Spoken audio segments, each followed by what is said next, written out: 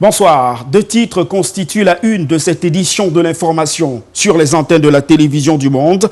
Arrivé en fin de séjour de 3 années passées au Cameroun, Gilles Thibault, ambassadeur de France au Cameroun, a été reçu en audience ce 26 juillet 2019 au Palais de l'Unité par le président de la République, Paul Biya. Le chef de l'État et le diplomate français ont saisi cette occasion pour revisiter les différents axes de la coopération bilatérale entre le Cameroun et la France, une coopération riche, multiforme, fondée sur l'amitié et des liens historiques. Dans cette édition de l'information, nous vous proposons d'écouter intégralement l'une des réactions de Gilles Thibault au sortir de cette audience avec le chef de l'État, son Excellence Paul Biya. Également en titre, en 2009, la BEAC prévoit un taux de croissance de 3% contre 3,2% initialement prévu. L'annonce a été faite par le comité de politique monétaire réuni récemment à Djamena, au Tchad. Voilà pour le sommaire. Bonsoir à tous et merci de nous retrouver sur LTM Télévision pour cette nouvelle édition de l'information. Budget d'investissement public 2019 de la région du littoral. L'enveloppe budgétaire a été passée au scanner et les nombreux projets y relatifs. C'était au cours d'une session qui s'est tenue jeudi dernier et qui a permis de déceler plusieurs difficultés enregistrées pour un taux de réalisation qui atteint à peine la barre des 15% sur le terrain. Frédéric Moutomé, Étienne Monté. Mention peut mieux faire pour les membres du comité de suivi participatif du budget d'investissement public 2019 dans la région littorale, 6 mois après la mise en route effective des projets sur le terrain. Nous avons un taux d'exécution de 15%.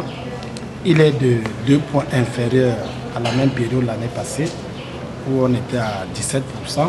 Un taux relativement bas mais acceptable sur lequel il ne faut pas s'alarmer, à en croire le vice-président du BIP. Je crois qu'il ne faut pas qu'on s'alarme parce qu'il y a cette baisse. Il y a des situations sociales, des situations économiques, des situations de sécurité qui sont réellement un frein pour toute action de développement.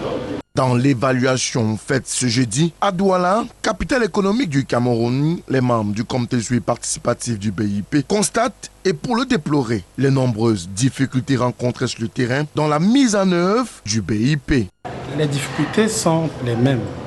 Nous parlons de l'immaturité de certains projets parce que vous avez une dotation de crédit en construction de salles de classe et vous n'avez pas le site. Vous avez un forage, vous n'avez pas le site. Vous avez une construction pour laquelle le coût est inférieur au projet, personne ne soumissionne. L'une des difficultés majeures, c'est le faible engouement des prestataires à soumissionner parce qu'ils évoquent pour la plupart l'absence ou bien le manque de paiement des prestations des années antérieures. Tous travaux à réaliser, le matériel provient de Douala Terre. Vous comprenez un peu la difficulté qui doit régner à ce niveau-là. On a des sérieux problèmes, pourquoi? Parce qu'on a parfois des projets BIP qu'on reçoit en décembre. Il arrive parfois des moments où on a déjà voté le budget, on ne sait pas le nombre de projets qu'on aura pour les prévoir sur la ligne d'études, les frais de confection des DAO.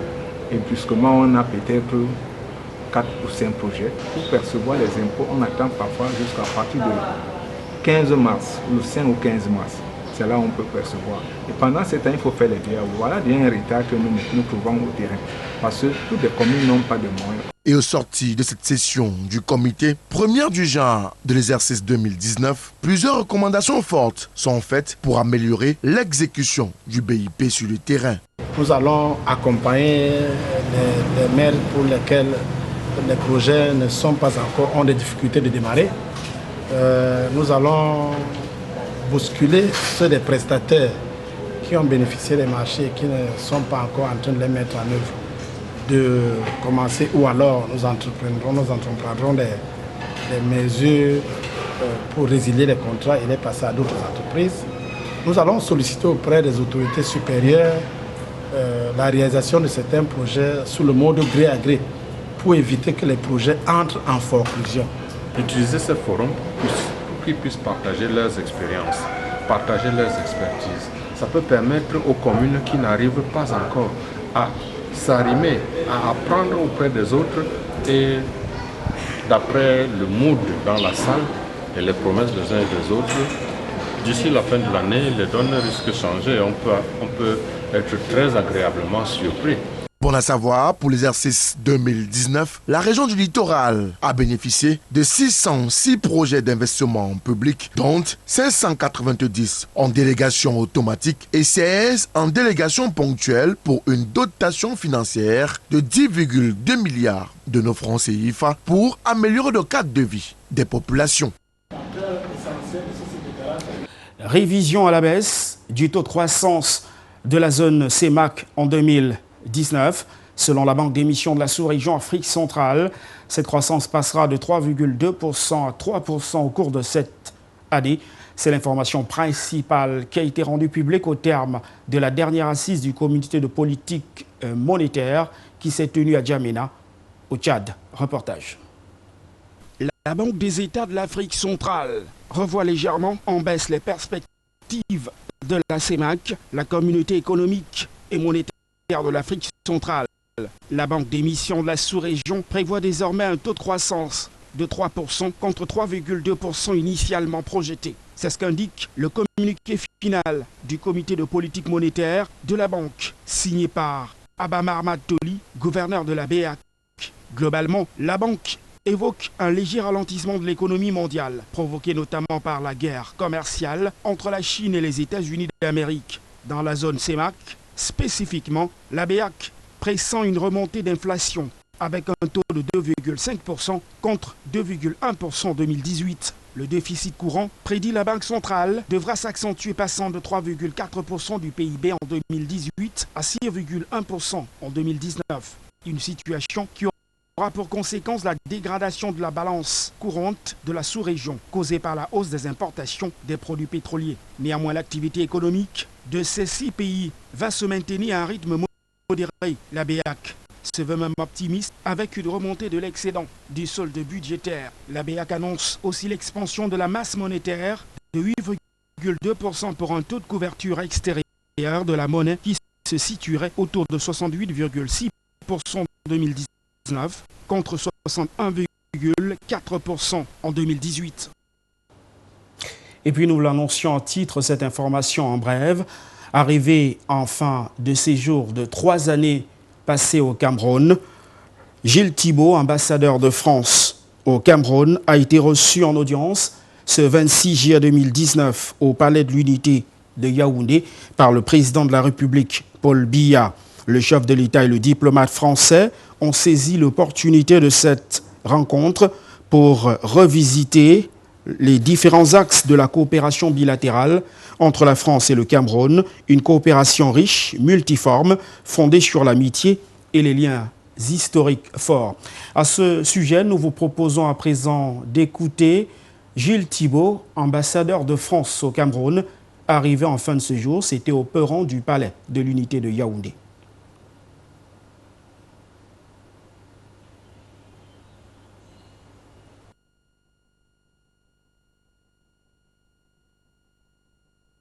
Cette matinée, des discussions que nous avons eues avec le président, puisque en dressant à nouveau un tableau de mes 3 années de présence au Cameroun, on a pu évoquer des champs très divers, des champs les plus divers de l'amitié franco-camerounaise.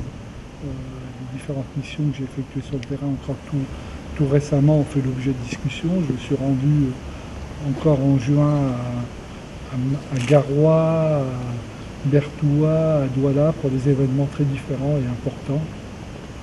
Et je dois dire que moi, je suis heureux comme ambassadeur de France de voir que mon action s'est inscrite dans une continuité historique et au moment du départ de constater que nous sommes unis dans la durée pour des projets différents, importants, innovants, au bénéfice des populations. Le souvenir de ce jour où le soleil vient éclairer mon visage ici, au sommet de cette colline, en voyant devant et tout autour de moi le paysage de Yaoundé, qui est une très très belle ville. Évidemment, j'ai aussi en tête des visages de personnes rencontrées à Yagua, à Mokolo, à Fumban, à Kribi, à Boya, à Bipindi, et puis des actions sur le terrain dont j'ai pu vérifier l'effectivité des réalisations au profit, je le dis, des personnes. Et puis aussi le visage de médecins, d'infirmières françaises, d'hôpitaux de Montpellier, de Saint-Étienne, de Créteil, venus sans que l'ambassade des autorités camerounaises soit à la manœuvre, aider leurs confrères et consoeurs à opérer des patients et puis des représentants d'associations, des Camerounais de la diaspora, donc en fait des compatriotes français qui viennent dans les villages apporter un secours sous forme de dons aux établissements. Et encore le visage d'orphelins ici à Yaoundé que j'ai rencontré, et puis des associations qui autour d'eux travaillent, parce que la réalité du Cameroun, c'est aussi ça, c'est qu'il y a beaucoup de personnes dédiées au bien commun, et ça rend optimiste sur l'avenir du Cameroun.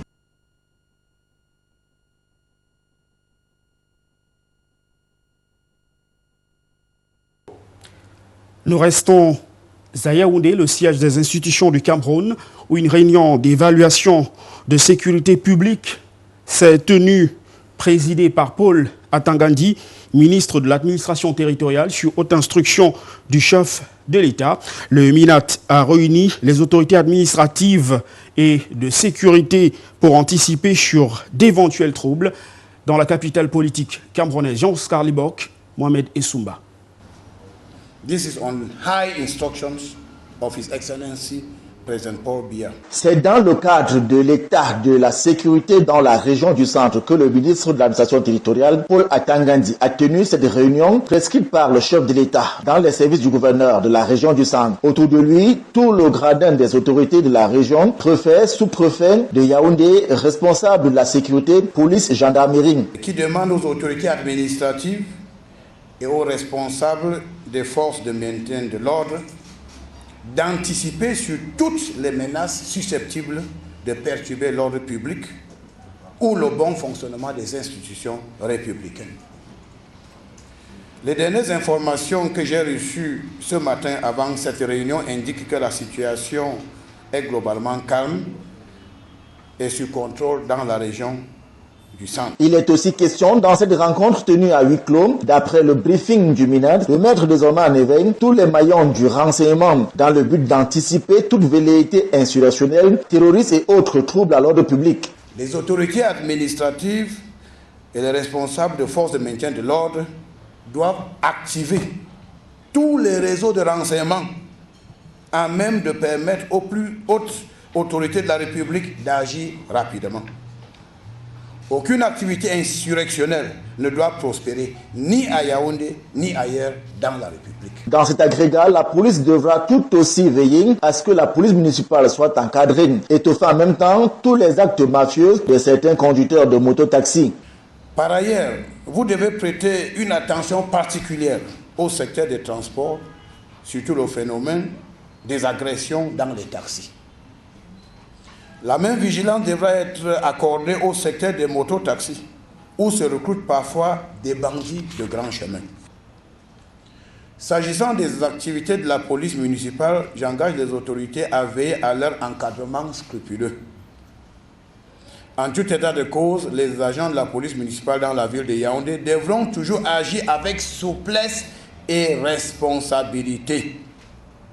La police municipale doit entretenir le dialogue avec les citoyens et éviter les scènes de brutalité qui peuvent dégénérer en affrontement. En somme, Yaoundé, le siège des institutions, doit plus que jamais redoubler les actions sécuritaires pour que sa population vaque en toute quiétude à ses occupations.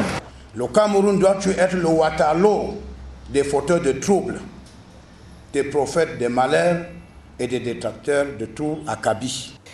À présent, des nouvelles en éducation pour évoquer les visions du président de la République, Paul Biya, apôtre de la nouvelle gouvernance universitaire, qui prône désormais des enseignements de qualité, une formation professionnalisante, mais également des techniciens polycompétents, une philosophie dont s'est fait sienne l'Institut universitaire Saint-Jérôme de Douala, qui a remis à près de 200 étudiants des parchemins de fin de formation.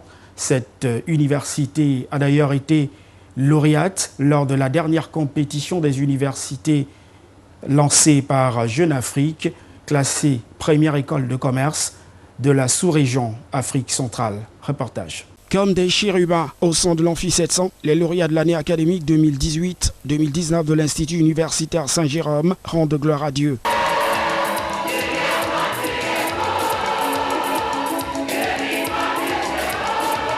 En présence du représentant du ministre d'État, ministre de l'Enseignement supérieur, le discours du président de l'association des étudiants nouvellement élus ressemble à un hymne à la gratitude. Tout aussi émouvant l'a été le sermon des managers et ingénieurs, mais aussi et surtout le discours de l'administrateur général de l'Institut universitaire Saint-Jérôme, établissement classé première école de commerce en Afrique centrale et 7e sur le continent selon un récent rapport de Jeune Afrique. Un mérite qui revient selon Sa Majesté Emmanuel Poué au grand chancelier Monseigneur Samuel Cléda, pionnier de l'UNEP, l'université numérique, écologique et panafricaniste.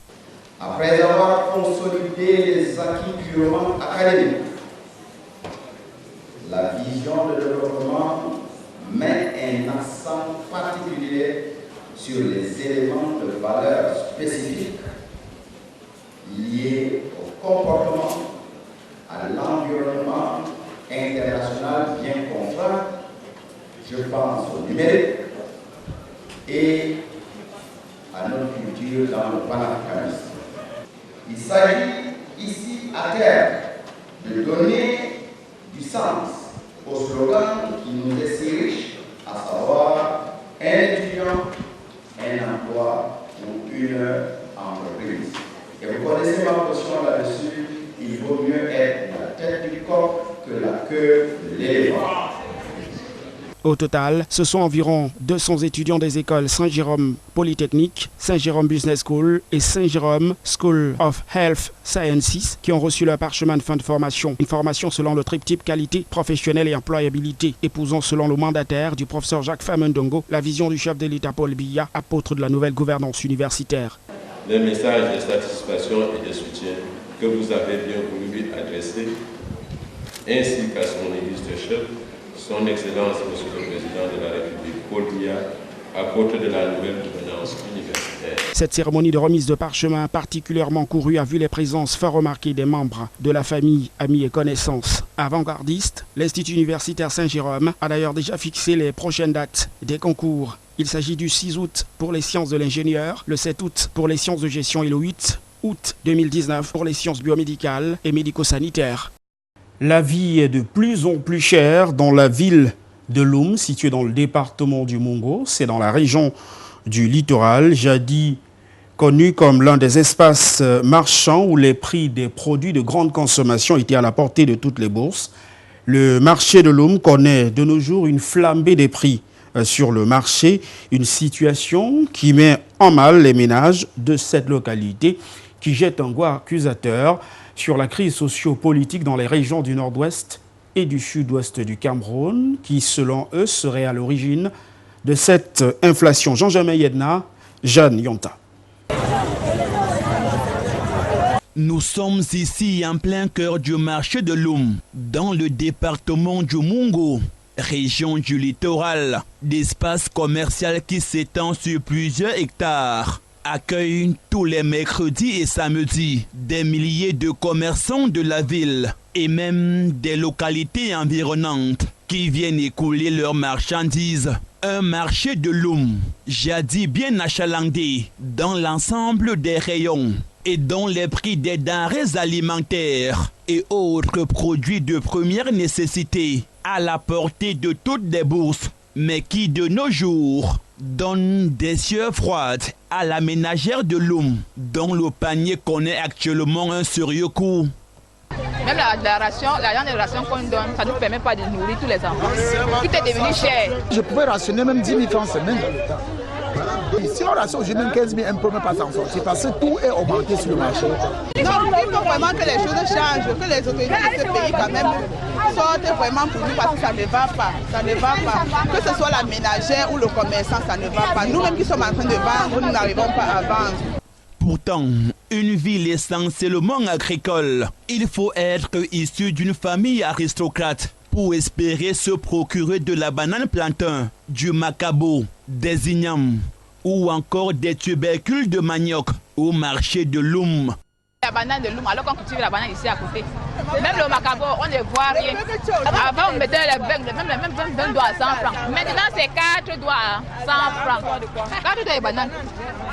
Le macabo, on mettait même 10 macabos à 500. Maintenant, 10 macabos, là, c'est 2000. On n'en parlons plus du plantain parce qu'il faut avoir vraiment suffisamment d'argent pour te placer devant un reçu de plantain. Même ambiance dans les rayons de la volaille, de la poissonnerie, de la boucherie et plusieurs autres aliments où les prix sont passés du simple au double. Ce n'est que d'attendre les cérémonies pour manger la viande aujourd'hui. Parce qu'il n'y a plus de moyens de manger la viande. On ne peut plus compter sur la viande. Avant, on consommait même 2 fois par mois. Maintenant, si. C'est quand on attend seulement le deuil, on ne consomme la viande. Rien que le deuil. La période de fête ou les funérailles, on ne consomme la viande. C'est pas facile maintenant, c'est trop fort. Une hausse vertigineuse des prix des produits de consommation courante qui serait la résultante de la spirale des revendications et des remous sociaux que traversent les régions dites anglophones du Cameroun avec l'exode massif des populations dans le Mungo, limitrophe avec la région du sud-ouest. C'est la crise qui a envahi le pays. Tout ne va pas. Rien ne va. Par exemple, ici à Loum, les anglophones qui sont quittés d'ailleurs, on ne s'en sort plus. Même seulement dans les maisons, les gens sont serrés, il y a prostitution. Le coût de vie est encore plus élevé. Et chez nous, ici, nous sommes envahis par les étrangers partout. En sorte qu'on ne travaille pas. On travaille maintenant pour plusieurs personnes. Une flambée des prix au marché de Loum qui ne cesse de courroucer les ménagères qui ont du mal à joindre les deux bouts et appellent de tous les vœux à un retour au calme dans ces régions en crise. C'est une sentence du tribunal de première instance de Bonanjo qui rend officielle la mise sur pied d'un directoire provisoire pour gérer les affaires courantes au sein de l'Église évangélique du Cameroun. La décision a été rendue ce vendredi 26 juillet 2019. L'Église évangélique du Cameroun est divisée depuis pratiquement 3 ans à la suite d'affrontements entre deux camps qui revendiquent la gestion de cette congrégation religieuse. Jean-Germain Yedna, Étienne Monté.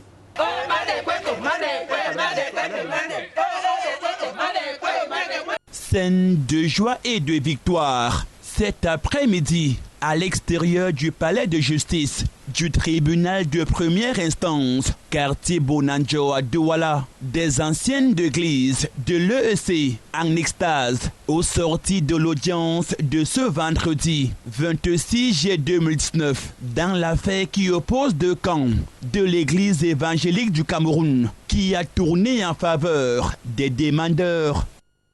La joie, satisfaction, hein? Le droit a été dit. Ce que nous espérions est arrivé. Nous ne faisons que, nous pouvons dire que vraiment, nous devons continuer à faire confiance à notre justice, la justice du Cameroun, qui n'a pas failli. Donc tant attendu par le camp des protégés du révérend pasteur pris au Mongol et Richard, des débats dans le fond ont finalement eu lieu ce jour entre les deux parties en justice, où chacune d'elles a présenté ses moyens devant le juge des référés. Et au final, le juge a rejeté les exceptions de fin de non-recevoir et a mis sur pied un directoire qui fait désormais office d'administration provisoire de l'Église évangélique du Cameroun. À partir du moment où le bureau est suspendu, le bureau élu de Ngaoundéré est suspendu, Une grande maison telle que l'EEC doit avoir un organe qui dirige cette maison. C'est ce souci qui nous a poussé à demander un directoire, à mettre sur pied un directoire pour un suivi de la gestion. Alors si on était animé par le même souci, l'autre camp ne serait pas contre ce directoire. C'est dommage, mais nous disons merci vraiment à notre justice parce qu'elle a vu juste au point d'accepter qu'il soit mis sur pied ce directoire. Et puis je pense que c'est pour le bien de tous les chrétiens de l'EEC. Parce qu'au moins, à partir de maintenant, il y aura suivi. On ne devait pas en arriver dans l'église de Jésus-Christ. Mais quand vous avez affaire aux gens qui s'intéressent uniquement à leur égoïsme personnel et qui sont des fraudeurs et qui n'ont jamais voulu discuter avec nous, il fallait qu'on en arrive. Et c'est pourquoi les impressions des gens sont très bonnes. Parce que la justice a été rendue et l'Église ne va plus continuer à se faire piloter dans de l'air sans qu'il y ait un commandeur. Il fallait bien qu'il y ait une direction et nous pensons que la mise sur pied de ce directoire provisoire nous amènera et amènera les chrétiens à travailler sereinement et à comprendre que l'Église évangélique du Cameroun est une et indivisible. Et on ne pourrait jamais laisser cette Église entre les mains des braqueurs. Écoutez, c'est un sentiment de joie qui nous anime, même si nous pouvons avoir de la retenue parce que nous ne voulons pas verser dans le triomphalisme.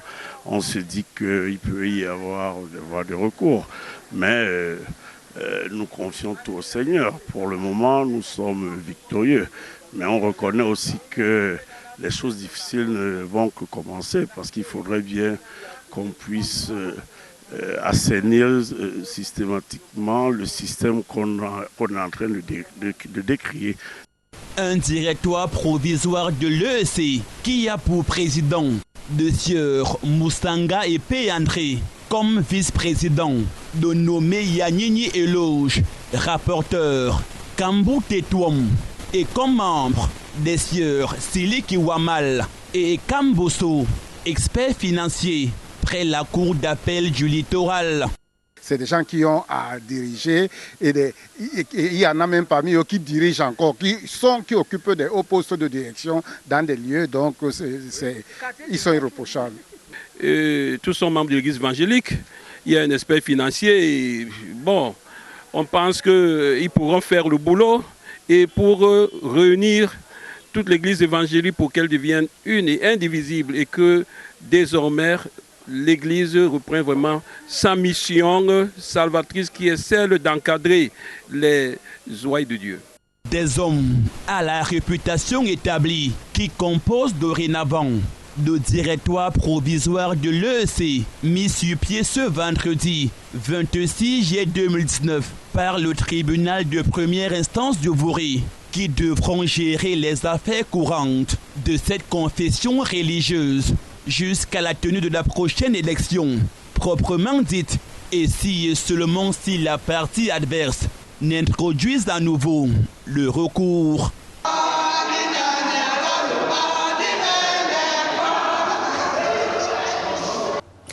Une bataille judiciaire au sein de cette congrégation religieuse qui est visiblement loin d'avoir produit tous ses effets. Des nouvelles hors de nos frontières à présent. L'Iran a lancé une menace à l'endroit de Boris Johnson le jour de son installation en qualité de Premier ministre du Royaume-Uni. Téhéran dit assurer la protection du Golfe alors que la crise s'enlise avec Londres. Les détails de nos confrères d'Euronews. L'Iran lance un avertissement à Boris Johnson le jour de sa prise de fonction comme Premier ministre britannique. Téhéran assure qu'il protégera le Golfe alors que la crise avec Londres reste dans l'impasse. Les autorités iraniennes retiennent toujours le Stena Impero. Un tanker britannique a résonné vendredi dans le détroit d'Ormuz où se cristallisent les tensions. Les gardiens de la Révolution ont courageusement et vaillamment saisi ce pétrolier britannique qui a enfreint la loi parce qu'il a refusé d'obtempérer et de se conformer aux règles. Cette opération a été réalisée avec justesse et précision. Le monde entier devrait être reconnaissant envers les gardiens de la Révolution de maintenir la sécurité dans le détroit d'Ormuz.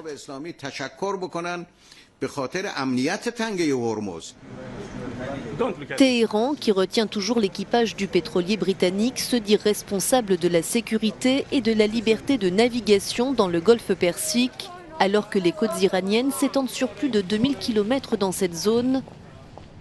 Londres nie avoir dépêché un émissaire en Iran pour tenter de débloquer la situation, alors qu'un navire iranien reste confisqué par Gibraltar depuis près de 2 semaines.